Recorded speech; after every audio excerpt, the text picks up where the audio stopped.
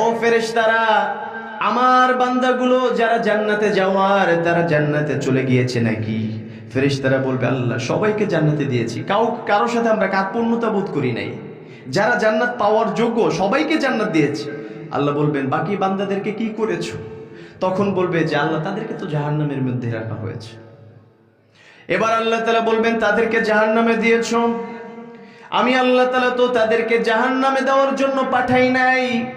আমি তো আমার গোলামদেরকে লাকাদ খলাকনাল ইনসানা ফি আহসানি তাকওয়িম, আমার বান্দাদেরকে আমি যখন বানিয়েছিলাম, পৃথিবীর প্রত্যেকটা প্রাণী আমি কুন ফায়াকুনের মাধ্যমে বানিয়েছিলাম, কিন্তু আমার গোলামদেরকে যখন পাঠিয়েছি তার চেহারা মুবারকটা আমি আল্লাহ তাআলার কুদরতি হাত দিয়ে আমি বানিয়েছি। সুবহানাল্লাহ। এত যত্ন যে যাদেরকে আমি করলাম ফেরেশতারা, তাদেরকে জাহান্নামে ফেলে দিয়েছো। ফেরেশতারা বলবে, আল্লাহ কি করব? আল্লাহ বলবেন, ওদেরকে আমি বড্ড ভালোবাসি, ওদেরকে জাহান্নামে দেওয়ার কোনো চিন্তা ভাবনা আমি আল্লাহ তাআলার ছিল না। আমি চাই এদের মধ্য থেকে তোমরা গিয়ে দেখো কারো মধ্যে ঈমানের ছিটে ফোঁটা পাওয়া যায় কিনা। যদি কারো ভিতরে ঈমানের ছিটে ফোঁটা পাওয়া যায়, বিন্দু পরিমাণ ঈমান পাওয়া যায়, তাদেরকে ওই জাহান্নামের আগুন থেকে বের করে আমার সামনে নিয়ে আসো। আল্লাহু আকবার। এমত অবস্থায় আল্লাহ তাআলার হুকুমে ফেরেশতারা চলে যাবে। এবার ফেরেশতারা সেখানে গিয়ে কিছু ঈমানদারদেরকে পাবে যাদের হৃদয়ের ভিতরে ঈমানের ছিটে ফোঁটা ছিল, কিন্তু গুনার কারণে তারা জাহান্নামী হয়ে গিয়েছে। এবার তাদেরকে নিয়ে আসা হবে আল্লাহর সামনে। আল্লাহ, আপনি আনতে বলেছেন না, এদেরকে এনেছি। এবার আল্লাহ তাআলা বলবেন, ও ফেরেশতারা, তোমরা ওখানে গিয়ে কি দেখলাম? বলবে, আল্লাহ একটা আজব বিষয় দেখলাম। জাহান্নামের আগুন এমন ভয়াবহ, যেখানে একটা মানুষ পড়তে দেরি হয়, সেই মানুষটা ঝলসে যেতে এতটুকু দেরি হয় না। কিন্তু আমি দেখলাম এদেরকে যখন আনি তখন এদের সব অঙ্গ প্রত্যঙ্গ পুড়ে গেছে। অবাক করা বিষয় হলো তাদের কপালটা পুড়ে নেই। সুবহানাল্লাহ। এবার আল্লাহ তাআলা বলবেন, ওরা আমার জমিনে যখন ছিল নিজেদের কাজকর্মের পাশাপাশি কখনো আমি আল্লাহকে ভুলে যাই নাই। আমি আল্লাহ তাআলাকে প্রতিনিয়ত সাজদা করেছে। যেই কপাল একবার ঈমানের সাথে আমি আল্লাহকে সাজদা করেছে, আমি আল্লাহ সেই কপালকে পোড়ানো জাহান্নামের আগুনের জন্য হারাম করে দিয়েছি। সুবহানাল্লাহ। এই জন্য সাজদা করার দরকার আছে না নাই? আল্লাহর ভয় যদি দুনিয়াতে থাকে তাহলে আপনার আখিরাতে কোনো ভয়। আল্লাহ বলেছেন, নাহনু আউলিয়াউকুম ফিল হায়াতিদ দুনিয়া ওয়া ফিল আখিরাহ।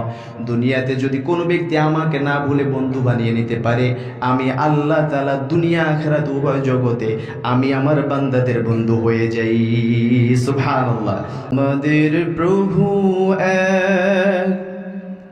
এক নবীর উম্মত, জীবন বিধান ওই শিবানী কোরআন। আমাদের প্রভু এক নবীর উম্মত, জীবন বিধান ওই শিবানী কোরআন। তবে কেন এক নও হে মুসলমান? এক হও করিয়া আহ্বান। হুজুরাত, সূরা হুজুরাত কোরআন আল কারীমের 49 নম্বর সূরা, 18টি আয়াত বিশিষ্ট এই সূরার 15 নম্বর আয়াত থেকে আমরা কথা শুনবো ইনশাআল্লাহ। ধৈর্য ধারণ করে শোনা যাবে তো ইনশাআল্লাহ? আমি শুনতে পেয়েছি আমাদের অনেক মা বোনেরা এখানে এসেছেন। মা বোনেরা, আপনারা ঘোরাফেরা না করে আপনাদের যেখানে আপনাদের জন্য সেফটি হয়, আপনাদের জন্য সুবিধাজনক জায়গায় আপনারা বসে কোরআনের কথা শুনবেন। কারোর সাথে অরাজকতা অথবা বিভিন্ন রকমের কথা কার্যকলাপে লিপ্ত না হয়ে আমরা আমাদের মতো করে যেন ঘরে ফিরে যেতে পারি। আল্লাহ তাআলা তৌফিক দান করুন, আমিন। সূরা হুজুরাত নাজিল হওয়ার পেছনে একটা ঘটনা ছিল। আল্লাহর হাবিব সাল্লাল্লাহু আলাইহি সাল্লামকে আল্লাহ তাআলা এই গোটা মানব জাহানের জন্য মহান শিক্ষক হিসেবে প্রেরণ করেছেন, এবং আল্লাহ তাআলা এই গোটা মানব জাতির শিক্ষক হিসেবে যেহেতু তাকে প্রেরণ করেছেন, তার দায়িত্বটা ছিল অনেক বড়। বিভিন্ন মানুষেরা যখন দলে দলে এসে আল্লাহর হাবিব সাল্লাল্লাহু আলাইহি সাল্লামের কাছে ঈমান গ্রহণ করা শুরু করলো, ওই মানুষগুলোর মধ্যে আল্লাহর হাবিব সাল্লাল্লাহু আলাইহি সাল্লাম নিজে তাদেরকে ট্রেনিং করাতেন, কিভাবে নামাজ পড়তে হবে, কিভাবে রোজা পালন করতে হবে, কিভাবে এটা করতে হবে, ওটা করতে হবে। এই সব কার্যকলাপগুলো আল্লাহর হাবিব সাল্লাল্লাহু আলাইহি সাল্লাম নিজে তাদেরকে শিখিয়ে দিতেন। তো বনু তামিমের কিছু লোকেরা আসলো, তারা রীতিমতো নামাজ কালাম শিখলেন। শেখা শেষে এবার আল্লাহ হাবিব সাল্লাল্লাহু আলাইহি ওয়াসাল্লাম বললেন, হুজুর, প্রতি গোত্রের শিক্ষার শেষে আপনি তাদের একজন ইমাম ফিট করে দেন, ইমাম সেট করে দেন। তা আমাদেরকে একজন ইমাম নির্বাচন করে দিলে আমরা সেই ইমামের আওতায় চলাফেরা করতাম, তার কাছ থেকে ধর্মীয় জ্ঞানগুলো আমরা নিয়ে ধর্মকর্ম করার চেষ্টা করতাম। আল্লাহ রাসূল সাল্লাল্লাহু আলাইহি ওয়াসাল্লাম কিছু বলবেন তার পূর্বেই আবু বকর সিদ্দিক রাদিয়াল্লাহু তাআলা আনহু তিনি বলে ফেললেন যে অমুক ব্যক্তিকে দিলে ভালো হয়। এইদিকে ওমর রাদিয়াল্লাহু তাআলা আনহু বললেন, আবু বকর, তুমি যার নাম বলেছো আমি তার পক্ষের মানুষ না, তার পক্ষে আমি রায় দিচ্ছি না, আমি বলছি ওই ব্যক্তি না, অন্য এক ব্যক্তির নাম বললেন ওই ব্যক্তি হলে ভালো হয়।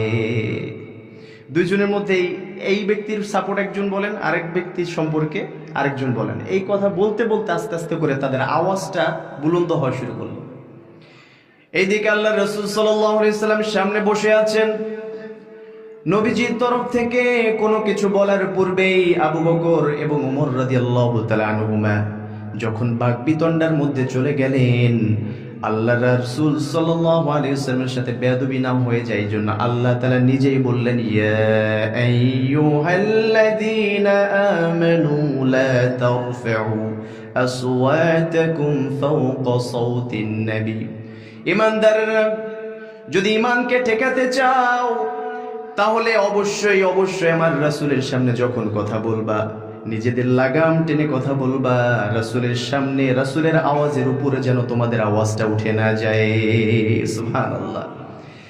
এই সূরা হুজুরাত নাজিল হওয়ার প্রেক্ষাপট, সূরা হুজুরাতের মধ্যে আল্লাহ তাআলা আমাদেরকে আমাদের সামাজিকীকরণ, সমাজে আমরা কার সাথে কেমন ব্যবহার করব, ভদ্রতার উচ্চ পর্যায়ে কিভাবে আমরা যেতে পারি, এগুলো সবই আল্লাহ তাআলা এই সূরার মধ্যে আমাদেরকে শিক্ষা দিয়েছেন। আমরা প্রত্যেকটা টপিক নিয়ে আজকে কথা বলবো না, আজকে একটা আয়াতের তাফসীরের আলোকে আমরা সামনে রেখে কথা বলবো ইনশাআল্লাহ। যে আয়াতটি হচ্ছে এই সূরার 15 নম্বর আয়াত। কারণ আমি দেখেছি যারা সূরা হুজুরাতের তাফসীর করছে তারা শুরুর দিক থেকে করে শেষের দিক পর্যন্ত যায় না, এর আগেই সবাই খতম করে, আর মানুষও ওই শেষের টুক শুনতে পারে না। সে সব শুরুতেই শুনে 2-3 ঘন্টা আলোচনা শোনার পরে শেষের টুক আর শোনা হয় না। আমি ভাবলাম যেহেতু সবাই শুরু থেকে বলে, আমি শেষ থেকে বলা শুরু করি আজকে ইনশাআল্লাহ। সূরা হুজুরাতের 15 নম্বর আয়াতে আল্লাহ তাআলা বলেছেন 3টা কাজের কথা। 3টি কাজ যদি আমরা করতে পারি তাহলে আমরা প্রকৃত ঈমানদার হতে পারবো। সুবহানাল্লাহ বলবেন না? কয়টি কাজ? প্রথম কাজ হচ্ছে আল্লাহ তাআলা বলেন, ইন্নামাল মুমিনুনা আল্লাযীনা আমানু বিল্লাহি ওয়া রাসূলিহি। প্রথম কাজ হচ্ছে আল্লাহ এবং রাসূলের উপরে অগাধ বিশ্বাস রাখতে হবে, কোনো ফাটল থাকা চলবে না। আল্লাহ এবং রাসূলের উপরে বিশ্বাস রাখতে হবে। যারা আল্লাহ এবং রাসূলের উপরে বিশ্বাস করে তারা আল্লাহর হুকুম মানে, যারা আল্লাহর উপরে এবং রাসূলের উপরে বিশ্বাস করে তারা রাসূলের প্রত্যেকটা সুন্নাতকে হৃদয়ে আঁকড়ে ধরে, ঠিক কিনা? এবং ঈমানদারদের অন্যতম বৈশিষ্ট্য হবে, সূরা সাজদার মধ্যে আল্লাহ তাআলা বললেন, ইন্নামা ইউমিনু বিআয়াতিনা আল্লাযীনা ইযা যুকিরু বিহা খাররু সুজদান ওয়াসাব্বাহু বিহামদি রাব্বিহিম। আল্লাহ বললেন একজন ঈমানদার দাবি করেছে আর ঈমানদার হয়ে গেল, বিষয়টা এমন না। কেউ বললাম ঈমানদার, নামাজ না পড়লে কি হয়েছে, আমার ঈমান বড়, এমন কথা বললো আর ঈমানদার হয়ে গেল, বিষয়টা এমন না। শোনো শোনো, আমি আল্লাহ তাআলা ঈমানদারদের পরিচয় দিলাম, ইন্নামা ইউমিনু বিআয়াতিনা আল্লাযীনা ইযা যুকিরু বিহা। যাদের সামনে আমি আল্লাহ তাআলার কোরআনের আয়াতগুলো পাঠ করা হবে, ওই ব্যক্তি সিজদায় আমি আল্লাহকে খুশি করার জন্য লুটিয়ে পড়ে, ওই ব্যক্তি হচ্ছে প্রকৃত ঈমানদার। সুবহানাল্লাহ। তার মানে হচ্ছে ঈমানদারদের একটা বৈশিষ্ট্য হবে, তারা সিজদা দিবে একজনের জন্য, চিৎকার করে বলবেন তিনি কে? সেই আল্লাহ তাআলার জন্য যদি সিজদা দেওয়া হয়। আমরা রাসূলকে প্রশ্ন করলাম, ইয়া রাসূলুল্লাহ, একজন ঈমানদার হিসেবে যদি আমি আমার আল্লাহ তাআলাকে সিজদা করি আমাদের কতটুকু লাভ হবে? আমার রাসূল বললেন, কিয়ামতের ময়দানে সব গোলামদেরকে আল্লাহ তাআলা এক করে প্রশ্ন করবেন, তোমরা কি আমি আল্লাহ তাআলাকে মেনেছো নাকি? সবাই বলবে, আল্লাহ আপনার ইবাদত আমি দুনিয়ায় থাকতে করেছি। আবার আরেকজনকে জিজ্ঞেস করবেন যে জাহান্নামী, সেও বলবে, আল্লাহ আপনার কথা মেনেছিলাম। আবার যে জান্নাতি সেও বলবে, আল্লাহ আমরাও তো মেনেছি। দুইজনের মধ্যে পার্থক্যকরণের জন্য আল্লাহ তাআলা এবার পরীক্ষা শুরু করবেন। আল্লাহ বলবেন, কোনো কথা নেই, সবাই একযোগে আমি আল্লাহ তাআলাকে সাজদা করো। সুবহানাল্লাহ বলেন। এবার সবাই সাজদা দিবে, কিছু পোড়া কপালওয়ালা মানুষেরা সেই দিন সাজদা দিতে পারবে না। সূরা কলামের মধ্যে আল্লাহ তাআলা এই আয়াতের তাফসিরে বলেছেন, ইয়াউমা ইউকশাফু আন সাকিন ওয়া ইউদআউনা ইলাস সুজুদি ফালা ইস্তাতিউন। যারা সাজদা দিতে পারবে না তারা আল্লাহর কাছে বলবে, আল্লাহ দুনিয়ায় যখন আপনি আমাদেরকে পাঠিয়েছিলেন আমরা সবল দেহের মানুষ ছিলাম, বড্ড সুস্থ ছিলাম, কোনো সমস্যাই তো আমাদের মাঝে বিদ্যমান ছিল না, কিন্তু আজকে আমরা সাজদা দেওয়ার জন্য যখন নত হই তখন আমাদের মাজাটা হাড়টা বাঁকা হয় না, আমরা সাজদা দিতে পারি না। এটার কারণটা কি? আল্লাহ বলবেন, দুনিয়ায় থাকতে সাজদা দিয়েছিলে নাকি? তখন ওই বান্দারা ধরা খেয়ে যাবে, বলতে থাকবে, আল্লাহ দুনিয়ায় আসলে আমরা সাজদা দেই নাই, এই জন্য এখন সাজদা দিতে পারছি না। আল্লাহ বলবেন, তোমাদেরকে ওই সময় সাজদা দেওয়ার কথা বলা হয়েছিল, তোমাদেরকে হুজুররা তাফসীর করে সাজদার জন্য আহ্বান করেছিল, ওয়াহুম সালিমুন, তোমরা ছিলা সুস্থ দেহের মানুষ, চাইলেই তখন আমাকে সাজদা দিতে পারতা, চাইলেই নামাজ আদায় করতে পারতা, তোমাদের সেই শারীরিক সক্ষমতা আমি আল্লাহ তাআলা দিয়েছিলাম। যারা দুনিয়া আমাকে সাজদা দিতে পারে নাই, আখিরাতেও তারা সাজদা দিতে পারবে না। সুবহানাল্লাহ বলবেন না? এবার যারা সাজদা দিয়েছিল তারা বলবে, আল্লাহ আমাদের কি হবে?